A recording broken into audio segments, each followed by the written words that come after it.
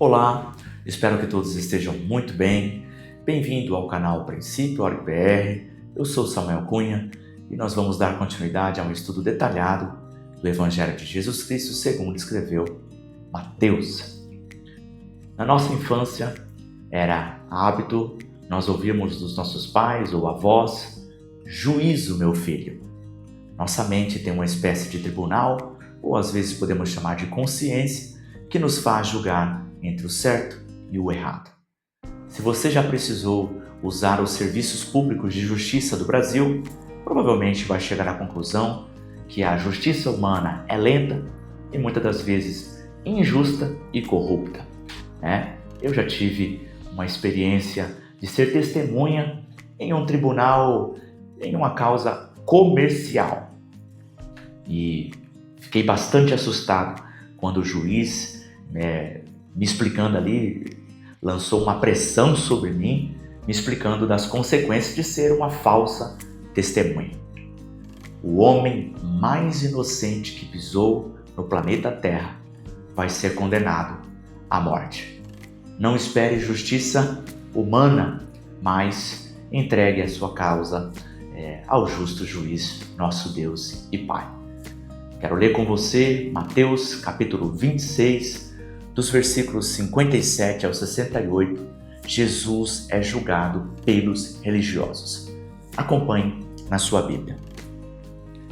E os que prenderam a Jesus o conduziram à casa do sumo sacerdote Caifás, onde os escribas e os anciãos estavam reunidos. E Pedro o seguiu de longe até o pátio do sumo sacerdote. E entrando, assentou-se entre os criados para ver o fim. Ora, os príncipes dos sacerdotes e os anciãos e todo o conselho buscavam falso testemunho contra Jesus para o prenderem, para poderem dar-lhe a morte.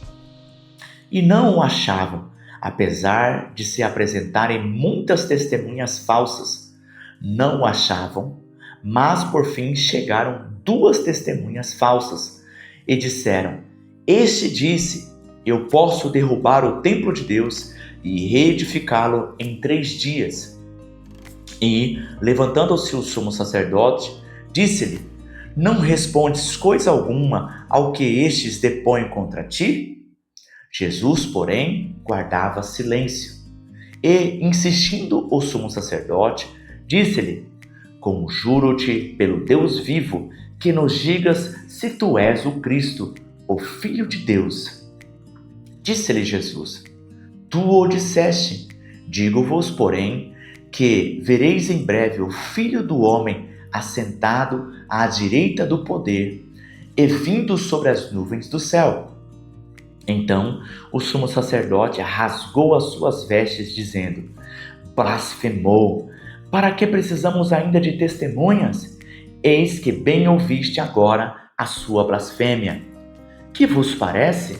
E eles respondendo disseram: É réu de morte. Então cuspiram-lhe no rosto e lhe davam punhadas, e outros o esbofeteavam, dizendo: Profetiza-nos, Cristo, quem é que te bateu? A Semana da Paixão começou em domingo e nós estamos na quinta-feira à noite, talvez na sexta-feira de madrugada, conforme João 13:30. Os religiosos enviaram uma multidão e soldados fortemente armados para prender Jesus enquanto estava orando no Getsêmani. O justo juiz inocente será condenado à morte pelos religiosos. Vamos então estudar esse trecho tão importante da palavra de Deus. Bom, Jesus foi levado primeiro a Anás, tá? É importante nós falarmos aqui a sequência correta do julgamento de Jesus, tá?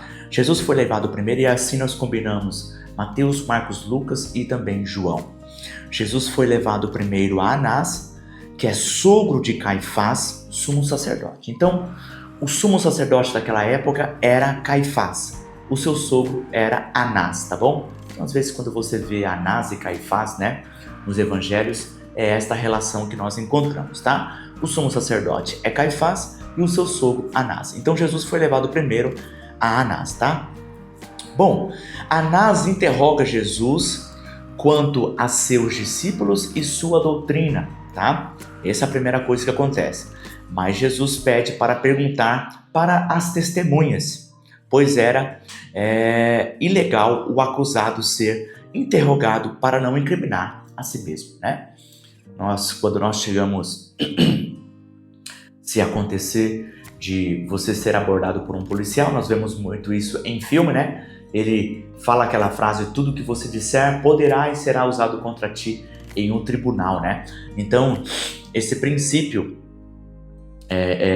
de você não poder testemunhar contra você mesmo, né? É algo bastante antigo nos padrões de justiça, tá bom? Bom, depois que Anás interrogou Jesus sobre os discípulos e sobre a sua doutrina, né? Nós temos em segundo lugar, Jesus é enviado para o Sinédrio. O que é o Sinédrio, tá? Uma expressão que nós encontramos com frequência na Bíblia, no Novo Testamento. É um tribunal judeu religioso com fariseus, escribas, anciãos e presidido pelo sumo sacerdote, que na época era o Caifás, tá? Então, Sinédrio era um tribunal religioso, tá certo? Então, sempre que você vê Sinédrio escrito na Bíblia, é um tribunal religioso, tá? Então, ali você tinha escribas, fariseus, anciãos e quem ali presidia, né? Quem julgava as questões, né? Ali do povo, a demanda do povo, as causas do povo, era o sumo sacerdote, tá certo? Tá? Então aqui nós vamos, primeiro Anás, depois ele foi para o Sinédrio, que é onde ali havia esse grupo de líderes religiosos, né? E principalmente ali queria ser o juiz ali daquele tribunal, era o sumo sacerdote, que no momento era Caifás, tá bom? Marcos testifica o seguinte, abre aspas, porque muitos testificavam falsamente contra ele, mas os testemunhos não eram coerentes, diz ali o texto, tá?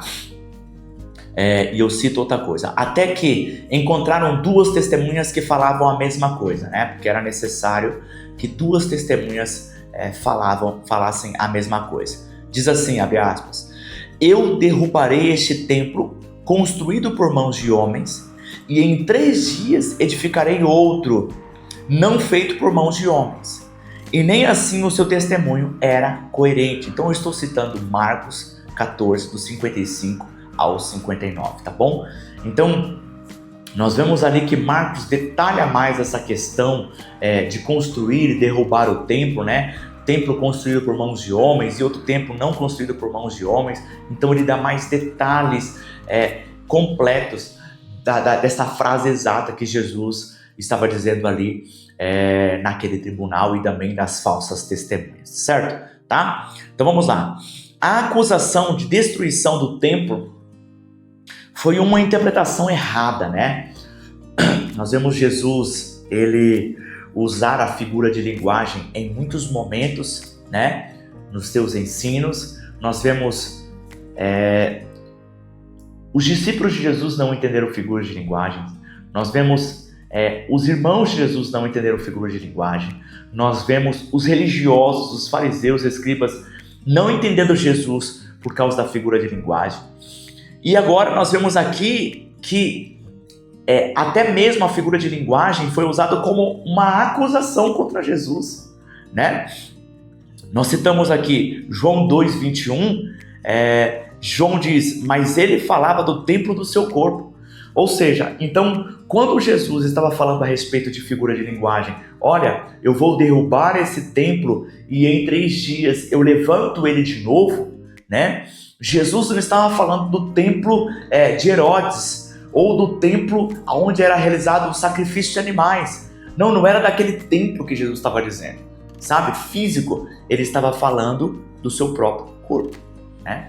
Então, Jesus falava sobre figuras de linguagens, alegorias, e as pessoas tinham muitas dificuldades de interpretar aquilo. Tanto é que aqui as pessoas estavam falando, olha, este homem está dizendo que vai destruir este templo e depois vai construir, ou seja, ele vai criar um grupo, ele vai formar um grupo militar e vai aqui invadir né? E vai destruir esse templo. Era disso que as pessoas estavam acusando Jesus, tá certo? Então, e obviamente aqui nós vemos em João que essa era uma interpretação errada das palavras de Jesus, tá bom? Vamos lá, continuando. Então Caifás muda de estratégia. Agora aqui nós temos um novo cenário, tá? E Caifás ele muda de estratégia e questiona Jesus sobre um juramento de Deus. Então Caifás, que era o sumo sacerdote, ele diz: conjuro-te pelo Deus vivo que nos digas se tu és o Cristo, o Filho de Deus. Então Caifás, ele de certa forma apela aqui, né? E ele faz um juramento por Deus e questiona e intensifica e pressiona Jesus, né? Para fazer uma afirmação que pudesse ali armar uma cilada, que pudesse ali Jesus falar da sua própria boca, né?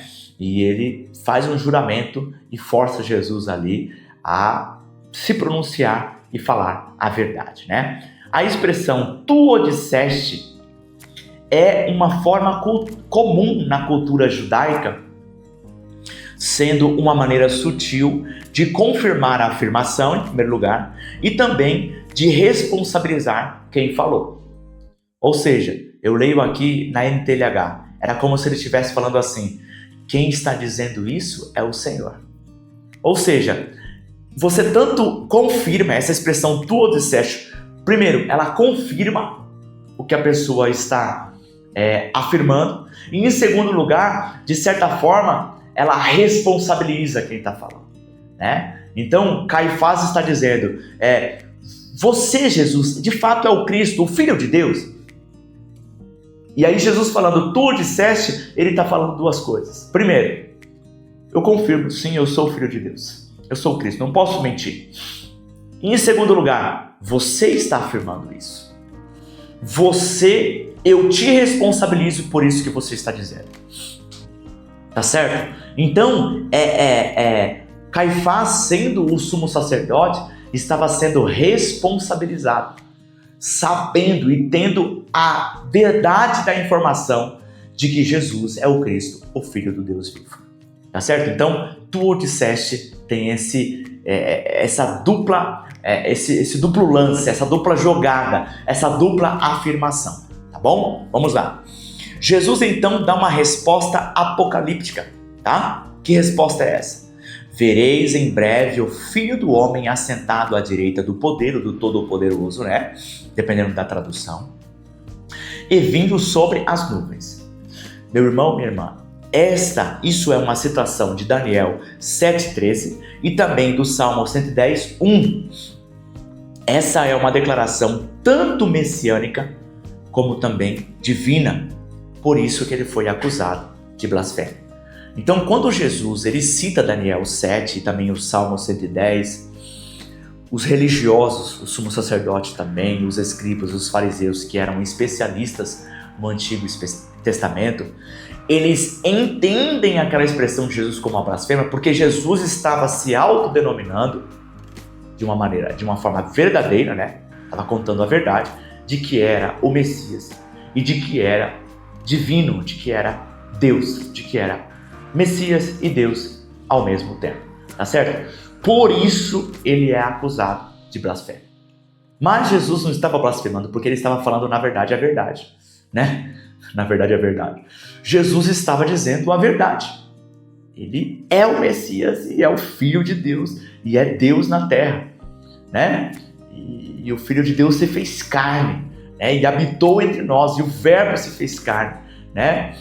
No princípio era o Verbo, e o Verbo estava com Deus, e o Verbo era Deus, tá certo? Então, Jesus apenas estava dizendo a verdade. Foi acusado de blasfêmia, porque o que ele estava dizendo era que ele era o Messias, e ele também era Deus, tá? Então, esse é o contexto do porquê que essa declaração de Jesus foi considerado como uma blasfêmia, tá? O que é uma blasfêmia? Blasfêmia é uma afronta verbal à majestade de Deus. E a punição era a morte por apedrejamento. Levíticos 24, 15, 16, tá? E blasfêmia significa injuriar, caluniar, vituperar, difamar ou falar mal. Tá certo? Então, você xingar Deus, você desrespeitar de uma forma ofensiva, né? Você caluniar contra Deus, né? Então, por exemplo, a blasfêmia contra o Espírito Santo foi quando os fariseus pegaram uma obra que era do Espírito Santo e falaram que quem fez aquela obra foi Satanás, né? Então, nós vemos aqui blasfêmia contra Deus, que era a punição era a morte por apedrejamento no Antigo Testamento, tá certo? Então, obviamente, Jesus não morreu com apedrejamento, porque era proibido, Roma havia proibido os judeus de julgarem alguém à morte, né? Apenas Roma poderia determinar esse tipo de condenação e punição, tá certo? Então, blasfêmia é isso. Caifás rasga suas vestes como um gesto de indignação. Se você ler o Antigo Testamento, você vai ver com frequência pessoas rasgando as suas vestes, né? E o conselho votam a favor da condenação de morte de Jesus.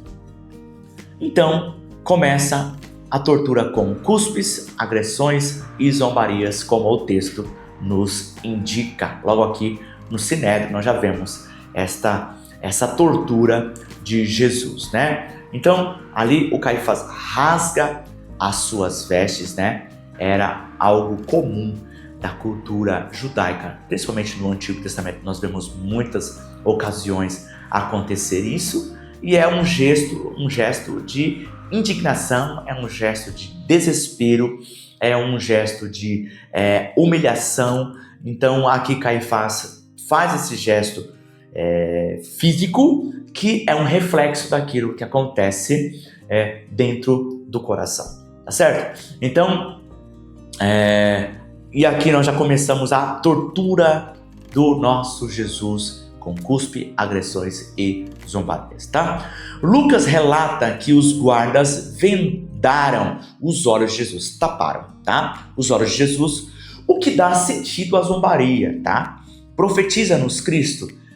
Quem é o que te bateu? Então, quando você lê no último versículo, profetiza no Cristo, quem é que te bateu, né? Nós podemos recolher e usar a informação de Lucas, que diz que colocou uma venda, né? Eles vendaram Jesus, ou eles taparam os seus olhos. Então, Jesus estava ali sem conseguir ver, por isso que as pessoas batiam Jesus e escarneciam, zombavam, zoavam de Jesus, falando: adivinha quem é que te bateu? Adivinha quem é que te deu esse soco? Adivinha quem é que se esbofeteou? Tá certo? Essa é o que está acontecendo ali, para que a gente possa entender o que está acontecendo aqui, tá? Portanto, em tese, as pessoas religiosas deveriam ser as mais honestas de um país, né? Às vezes eu jogo futebol e quando acontece alguma coisa lá, um lateral, uma falta, os meus colegas falam: pastor, não pode fazer isso, né? Vai acontecer a mesma coisa com o padre, vai acontecer a mesma coisa com o cristão. Quantos de nós que somos cristãos não ouvimos: olha, você não pode fazer isso, né? E às vezes nós nem estamos cometendo nenhum erro, né? E as pessoas têm o hábito de fazer isso. Então, em tese, as pessoas religiosas deveriam ser as mais honestas, as mais corretas, as mais morais, as mais que fazem coisas lícitas, né? Mas nem sempre é isso que acontece. Nós vemos esse exemplo aqui, né? Não foi o caso que aconteceu nos religiosos aqui, em nenhum tribunal religioso, né? Então, nós concluímos assim: não coloque sua confiança em apenas frequentar uma igreja, né? Eu vou para a igreja, então não é um sinal que você está salvo ou que o seu coração foi transformado. Também não se espante, né, com escândalos, com pastores que roubaram, com a pedofilia. Não se espante com pastor adúltero, com bispos, com padres, com cantores evangélicos. Não se espante com isso, porque Jesus mesmo diz: é impossível que não aconteçam escândalos, mas ele também complementa: ai daquele por quem vier os escândalos, era melhor que não tivesse nascido. Inclusive, ele faz ali uma ilustração, né, nós estudamos isso aqui em Mateus, era melhor amarrar uma pedra no seu pescoço bem grande e lançar no mais profundo do mar. Aqui nós vemos algo interessante, porque ele está dizendo, olha, você fazer isso, suicídio, né? Você está causando mal apenas para você, mas quando você faz um escândalo, você está fazendo mal para você e ainda multiplicando este mal. Então você vê que o dano de escândalo ele é tratado de uma maneira muito rígida e severa na Bíblia, e nós estamos falando aqui de justiça. Então não se surpreenda com escândalos, vão acontecer, é inevitável, é impossível que não venha, mas foque, se fundamente na palavra de Deus e em Jesus Cristo, que é santo, perfeito e justo. Tá bom? Então, ouça e obedeça a Deus, faça a sua parte para que tenha um novo coração transformado. Vamos agora aplicar esse conteúdo da palavra de Deus. E a primeira aplicação que nós encontramos, meu irmão, minha irmã, e que me vem à memória, à mente e ao coração, é que quanto maior uma organização, maiores são as chances de estar corrompida, de ali ter corrupção. Mas Deus sempre está buscando o seu povo e tentando trazê-lo para a verdade e para o amor. E quando eu digo de organização, quando eu falo de organização, eu estou falando igreja, estados, municípios, países, nações, empresas, por que não? E até mesmo casas, né? A corrupção, ela não está na oportunidade. A corrupção, na verdade, ela está dentro do coração humano. Quanto mais reunir pessoas juntos, as chances, obviamente, vão ser maiores, né? Jesus veio, criou um grupo de 12 discípulos. Dentro desses 12 tinha Judas, que traiu Jesus por ganância, por avareza, por dinheiro, né? E quando Jesus morre, ressuscita, e tem ali em Atos dos Apóstolos a igreja primitiva, daqui a pouco nós vamos ver Ananias e Safira, né? Se corrompendo, daqui a pouco nós vamos ver divisões. Paulo, na sua viagem missionária,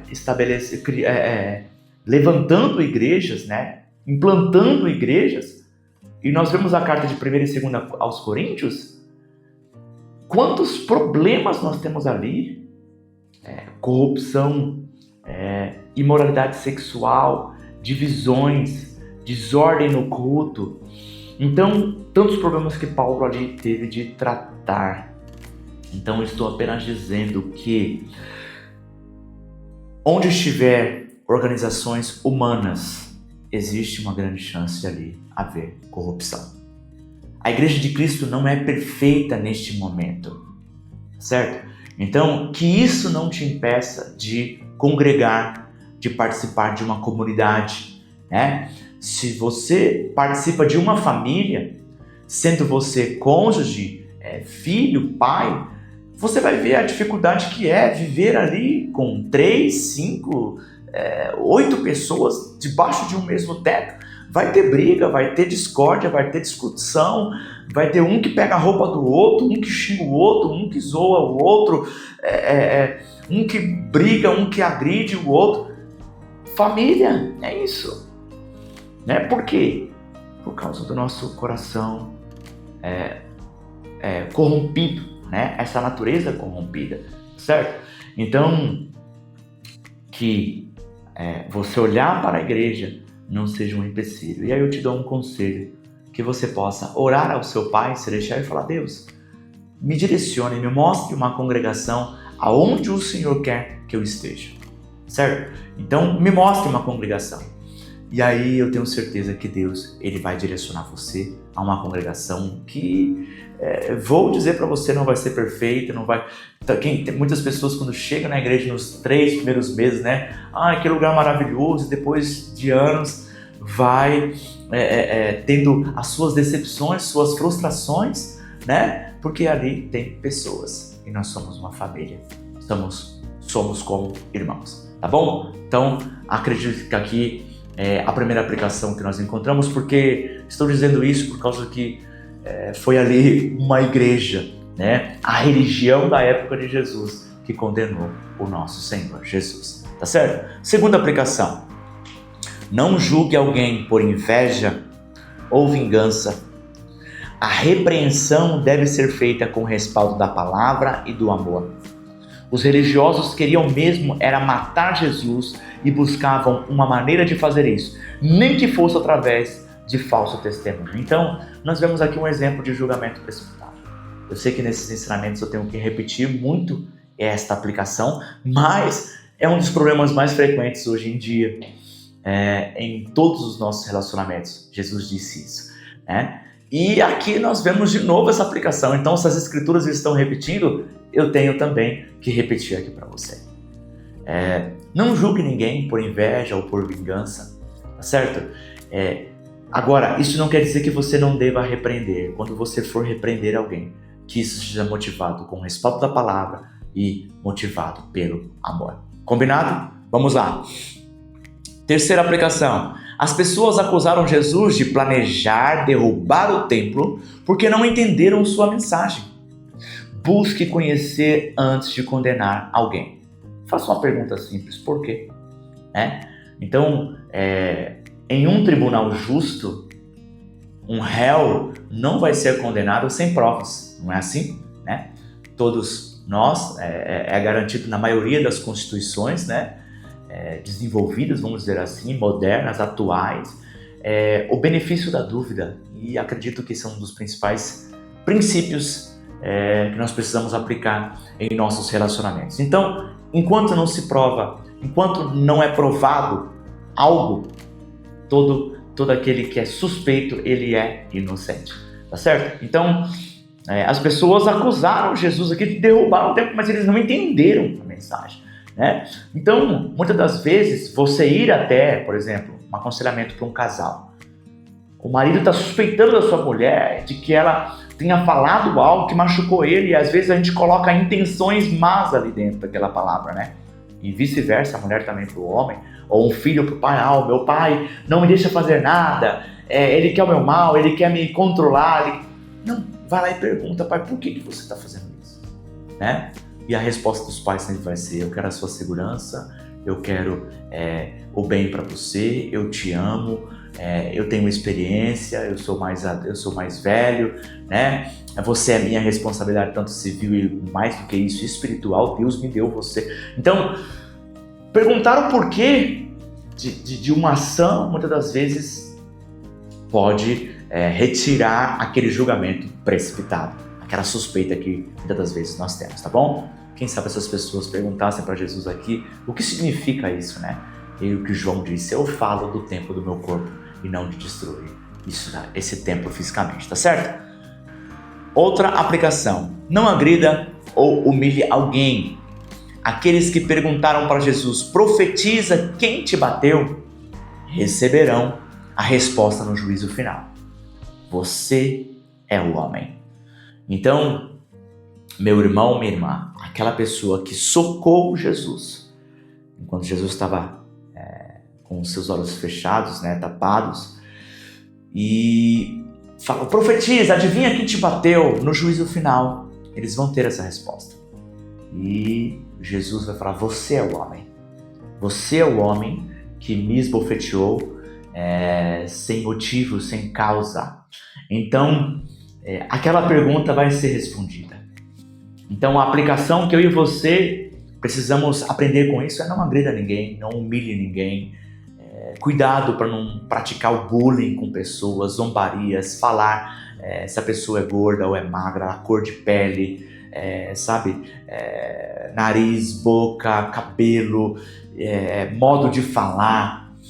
Tome cuidado de não expor pessoas, de não humilhar pessoas, porque isso é diabólico. Faz parte do nosso coração, e quem gosta de fazer isso é o diabo. O diabo gosta de zombar das pessoas, o diabo gosta de humilhar as pessoas, o diabo gosta de apontar os nossos erros. Tanto é que Satanás significa adversário acusador, tá bom? Então, não crie esse hábito, tire esse hábito que é tão comum de nós zombarmos do outro e isso ser fruto de risos e de alegria nossa. Que o nosso prazer e nossa alegria não esteja fundamentada em humilhar e zombar do outro, tá bom? Combinado? Passos para suportar injustiça na vida. Eu vou te dar aqui 4 passos para você suportar injustiças na sua vida. Então pense aí 2 ou 3 injustiças que está acontecendo com você. Você sempre fala assim, não é justo isso, né? Que é motivo de reclamar, de murmurar, e que você reclama, murmura ou às vezes está orando, né? Primeiro, confie na boa vontade do Pai. Primeiro conselho, se tem uma injustiça, confie na boa vontade do Pai. Esse é o primeiro conselho. Segundo, tenha uma esperança no futuro do céu. A terra não é um lugar de justiça, a terra não é um lugar de alegria plena, a terra é um lugar de aflições. Então, saiba que nós não estamos isentos nem imunes, nós vamos passar por adversidades e aflições, tá bom? Mas tenha sua esperança no céu, lá sim, não vai haver choro, nem dor, nem sofrimento. Terceiro, não busque justiça com as próprias mãos. Aqui é um conselho muito importante, né? Se alguém te causou uma injustiça, não tente revidar a mesma moeda, pague o mal com o bem, não compre injustiças de pessoas que você ama. Então, por exemplo, de um filho, se alguém machucou o seu filho, se alguém fez mal para o seu filho, não tente comprar aquela ofensa, né? Não busque justiça com suas próprias mãos, tá bom? Que a nossa ira não produz a justiça de Deus. Está lá em Tiago isso. Quarto e último, não negocie a verdade, tá? Então, se você for injustiçado por causa de uma verdade, não mude a verdade. Então aí você pensa assim, então a partir de agora eu vou mudar, eu não vou falar mais a verdade, ou eu não vou mais falar a verdade que Deus colocou no seu coração para pronunciar. E através dessa verdade teve injustiça, como nós vemos no caso de João Batista, como nós vemos no caso do próprio Senhor Jesus aqui e dos apóstolos. Enquanto eles falavam a verdade, eles eram perseguidos e injustiçados. Então, não negocie a verdade por causa de injustiça. Então, talvez você falou a verdade e com respaldo na palavra, por amor, né? E veio uma perseguição, uma injustiça em sua vida, e aí você para porque aquilo te machuca e você quer evitar esta dor e esse sofrimento. Não negocie a verdade, tá bom? Então, eu concluo este ensinamento com uma pergunta para mim e para você. Lembre-se das últimas injustiças que você teve e responda. Você imitou Jesus? Então, que o Espírito Santo traga à sua memória as últimas injustiças que você teve na sua vida. Te dei aqui conselhos para você lidar com isso. E deixo aqui esta pergunta para mim e também para você. Você imitou Jesus nessas injustiças? Que o Espírito Santo possa nos transformar, ter misericórdia da nossa vida. Amém? Até a próxima.